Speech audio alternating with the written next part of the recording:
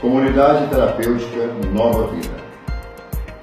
Sob a direção de Francisco Gomes Lima, ex-dono da antiga Clínica Alvorada, com mais de 35 anos em experiência no tratamento com a dependência de álcool e drogas, e Jaime Perudo, diretor administrativo da Unidade Nova Vida.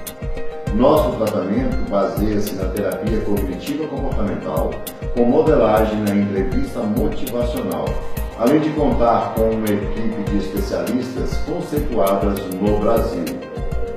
Neuropsicologia, psicologia, psiquiatria, terapia comportamental, terapia dos 12 passos, plano de prevenção à recaída, plano de modificação do estilo de vida, terapia de grupo, plano psicoeducacional e web terapia familiar.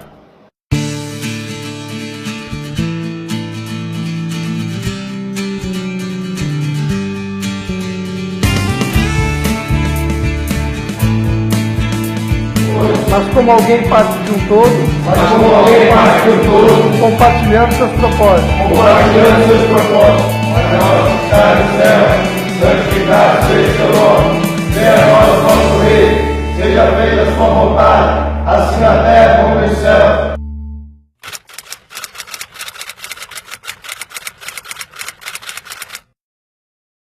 O tratamento de dependência química em comunidade terapêutica é muito importante primeiro avaliar os sintomas e as indicações para esse tratamento.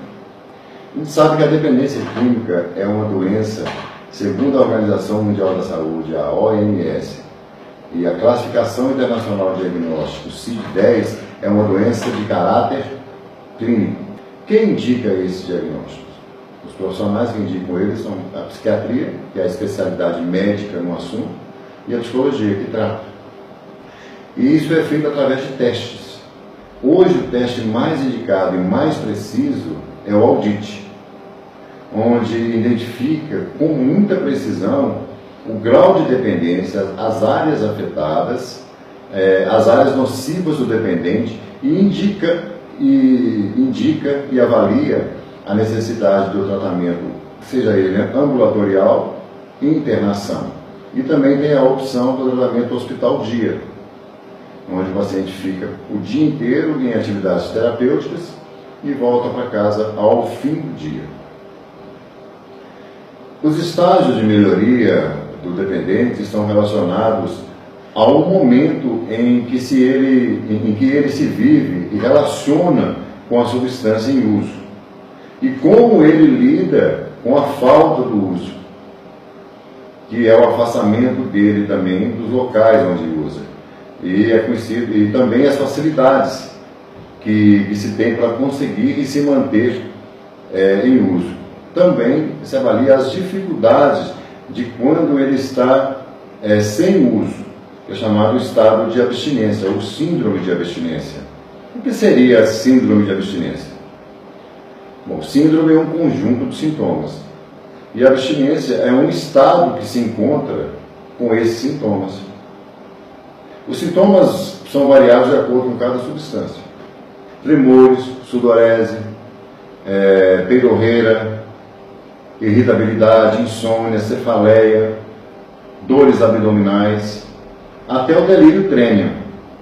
Também estado de alucinações auditivas e visuais podem ser observados se em uso de alguma substância alucinógena ou devido ao estado de abstinência, onde o sistema nervoso central entra em colapso, que pode levar até o surto psicótico ou até mesmo o óbito.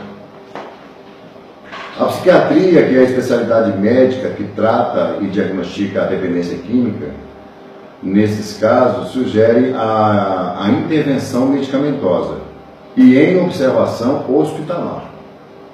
Ou seja, o paciente entrou nesse estado agudo de abstinência, que a gente chama de estado agudo de abstinência, é muito importante que haja uma intervenção médica para ser substituído pelo álcool ou pela droga que usa, mas em observação em um ambiente hospitalar, onde possam ter profissionais que possam estar socorrendo imediatamente qualquer crise eventual. Uma das técnicas terapêuticas mais eficazes no tratamento de dependência química é a entrevista motivacional,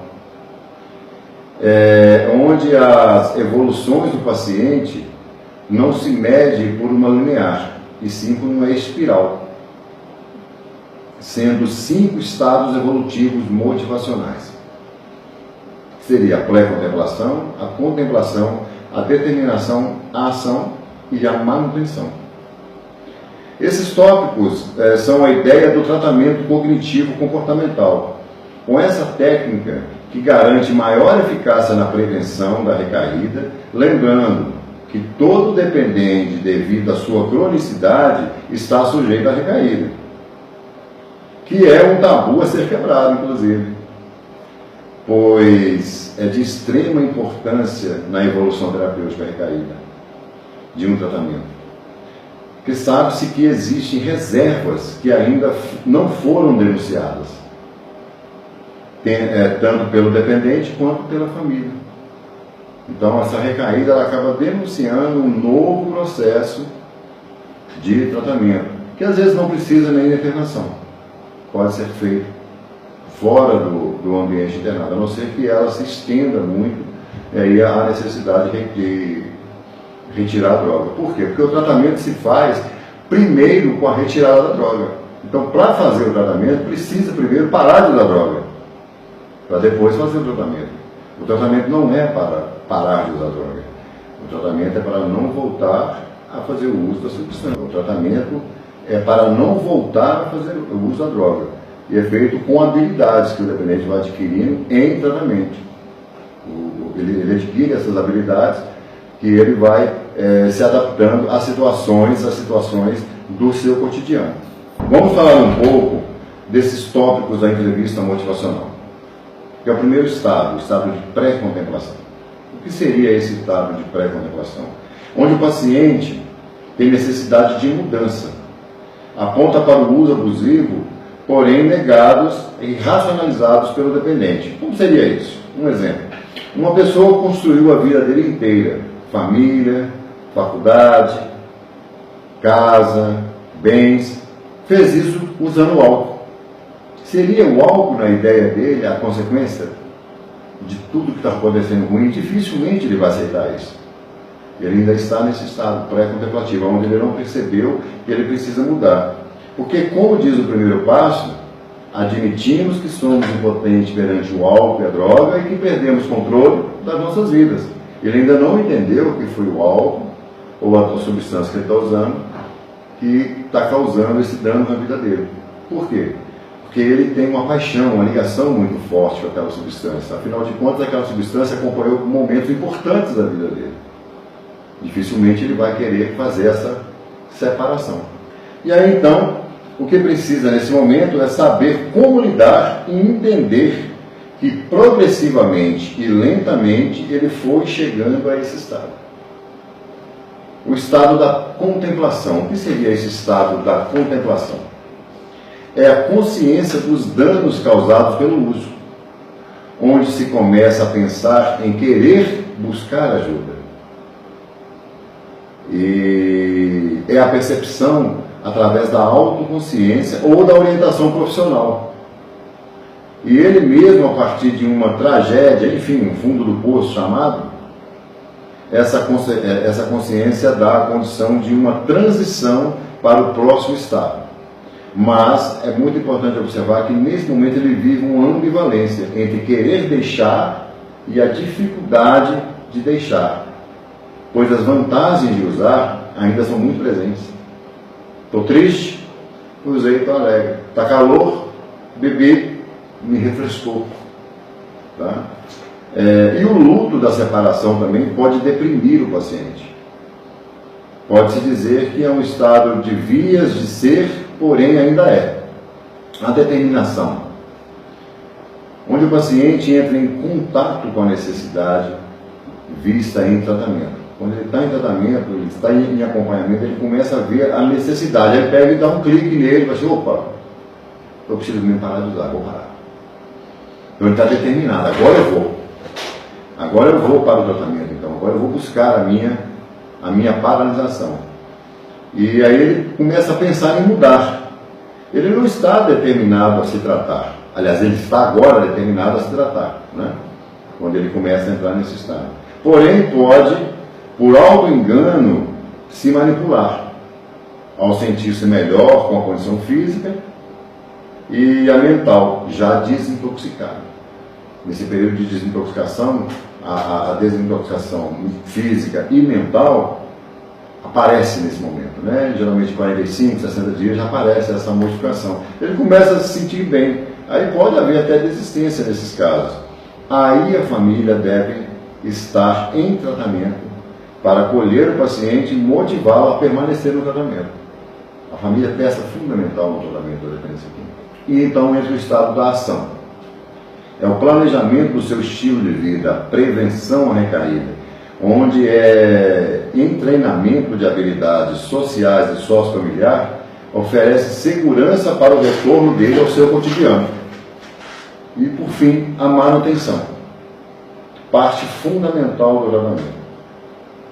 Ele está em internação, ou seja, ele chegou até esse estado mesmo no período de internação ou no tratamento ambulatorial, ele chegou até esse estado, a manutenção é muito importante.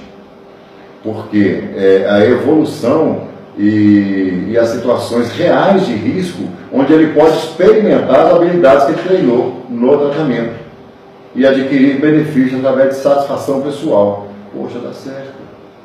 Eu consigo viver sem droga, eu consigo viver sem álcool. Olha, eu consegui ir numa festa, não bebi. Eu fui a um churrasco no dia, que eu bebia tanto, eu fui e participei, ficou tudo bem. Olha aquela situação de raiva, eu consegui lidar com ela. Olha, um parente meu morreu outro dia, eu fiquei tão triste. Eu não bebi. Então ele está aprendendo a lidar com todas as situações cotidianas, né? Ele está muito mais próximo. A chance de recaída é muito grande, existe ela, né? Mas porém também a chance de um treinamento eficaz também é muito grande, porque ele está em contato real com a situação, tá? Porém, se houver qualquer desistência, ele corre um risco muito maior, porque a autoeficácia dele diminui.